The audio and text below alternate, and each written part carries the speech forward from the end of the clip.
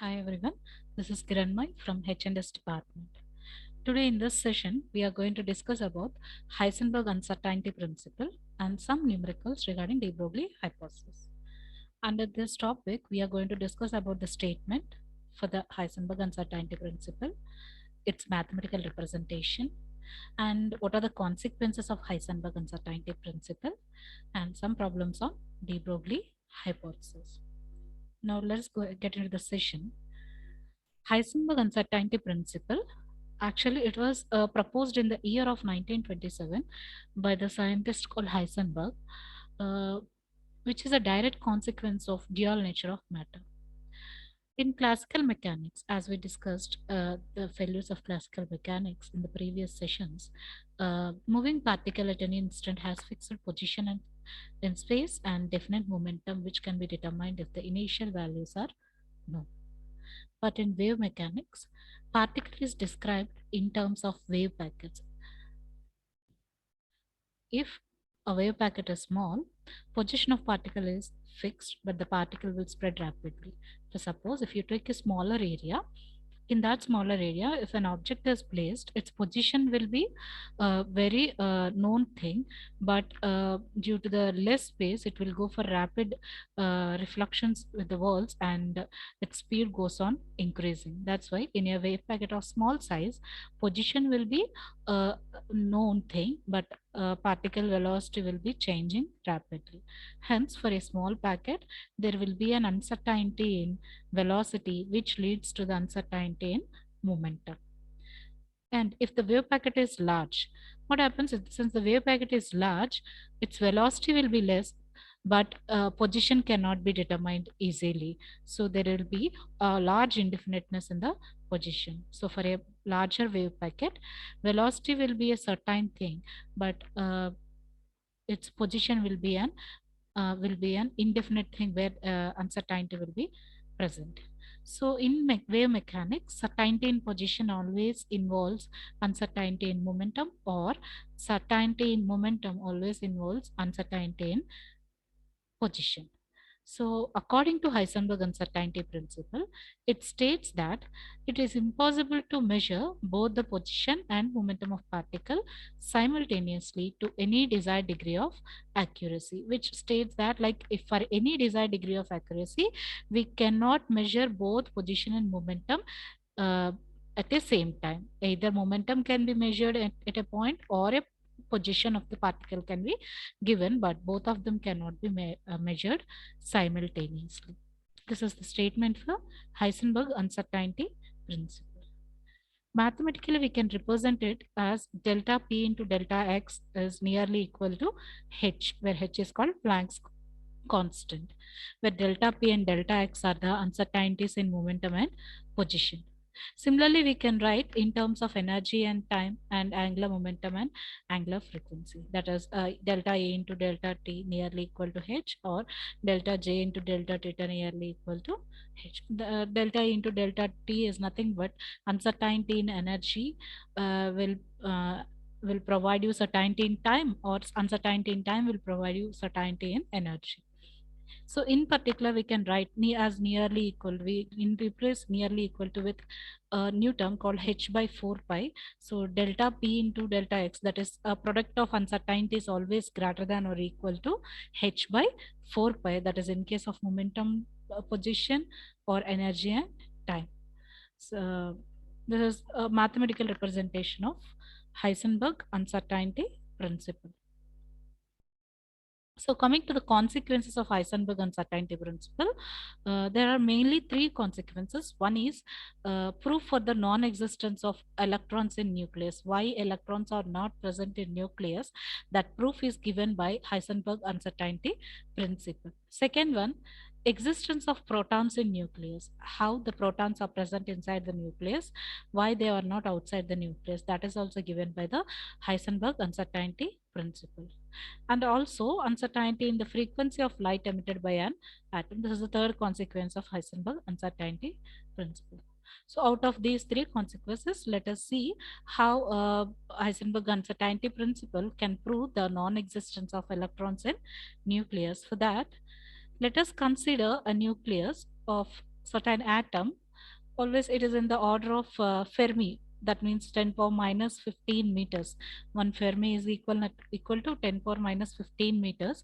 So any nucleus will have a radius of order 10 power minus 15 meters. So if electron is present inside the nucleus, so definitely that nucleus should move inside this nucleus of radius 10 power minus 15 meters. So its uncertainty in position will be equal to 10 power minus 15 meters. So according to Heisenberg uncertainty principle, if you see the expression delta P into uncertainty in position and momentum is given as delta P into delta X greater than or equal to H by 4 pi. So if you get this delta X from left hand side to right hand side, it will become delta P greater than or equal to this one. So in place of H, let us place the Planck's constant value, and in place of uncertainty in position, let us place the radius of the nucleus, that is 10 power minus 15 meters.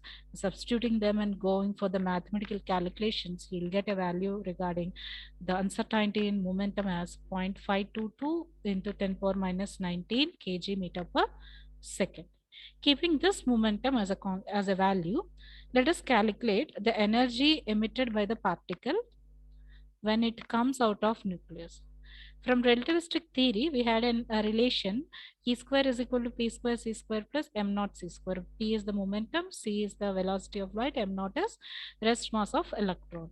So let us substitute those values. E square is equal to, this is P square, that is uncertainty in momentum square plus square into velocity of light square plus rest mass of electron into velocity of light square. So from the two terms, let us take the common factor 3 into 10 power 8 as a common.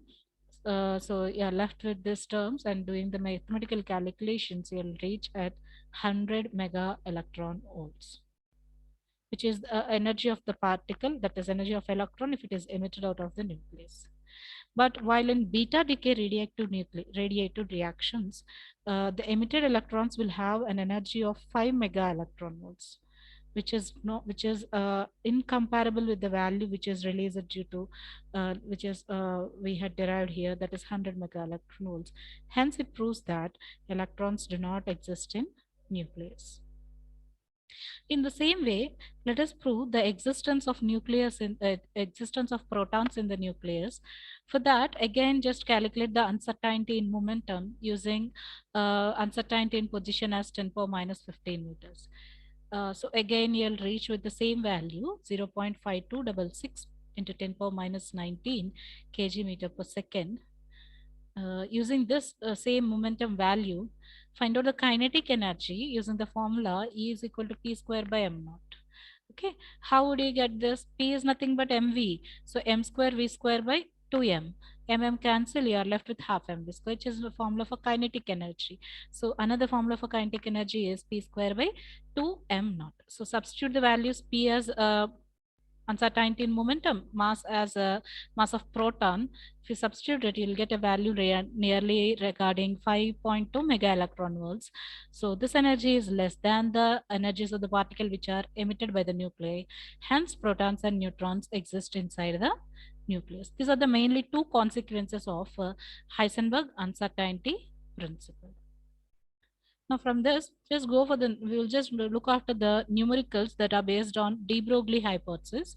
In that the first question is, they had given the wavelength, de Broglie wavelength as 2 angstroms, and they were asking you to find out energy and momentum. So to find it out, let us first convert angstroms into meters by taking 1 angstrom as a 10 power minus 10 meters. So this is the de Broglie wavelength what they had given you. They're asking you to find out the energy of photon. Energy can be written as, according to Max Planck, E is equal to h nu. And you can write frequency in terms of wavelength as h into nu. Nu is replaced as c by lambda.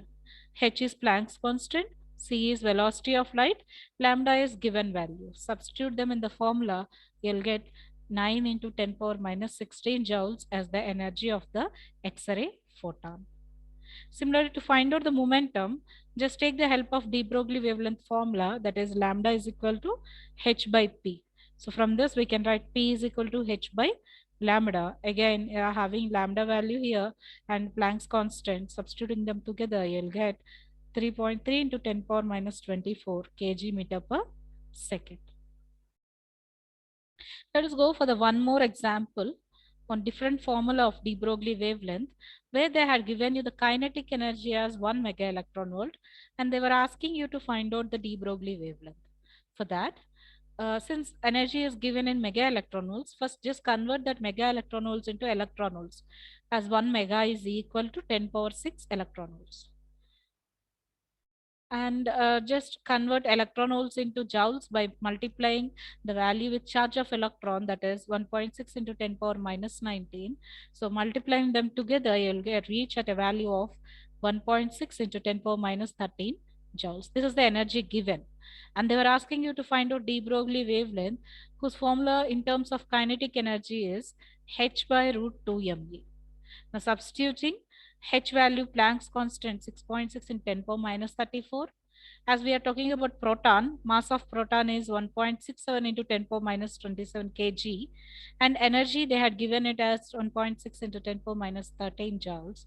Substituting them together in the formula, you'll reach at a point 2.96 into 10 power minus 14 meters.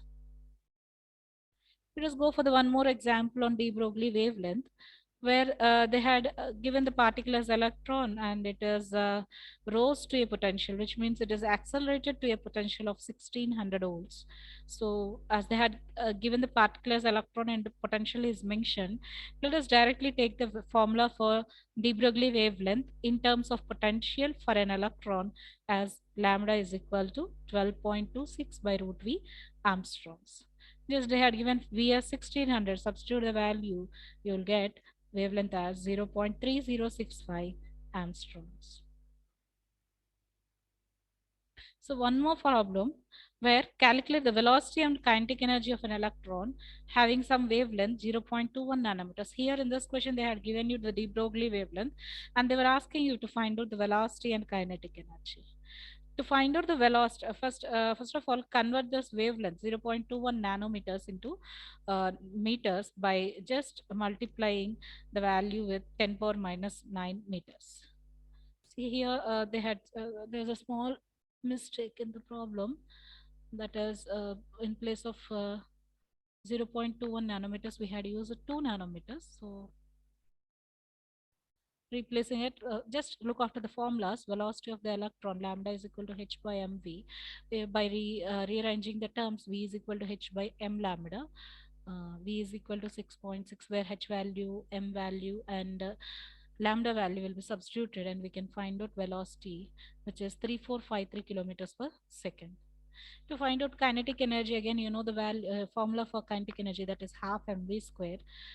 We can write mass 9.1 into 10 power minus 31, and v square, velocity we had already found it out. With substituting those values, you'll get E is equal to 5.42 into 10 power minus 18 joules. These are the some of the numericals which are dependent on de Broglie hypothesis, different formulas. Thank you.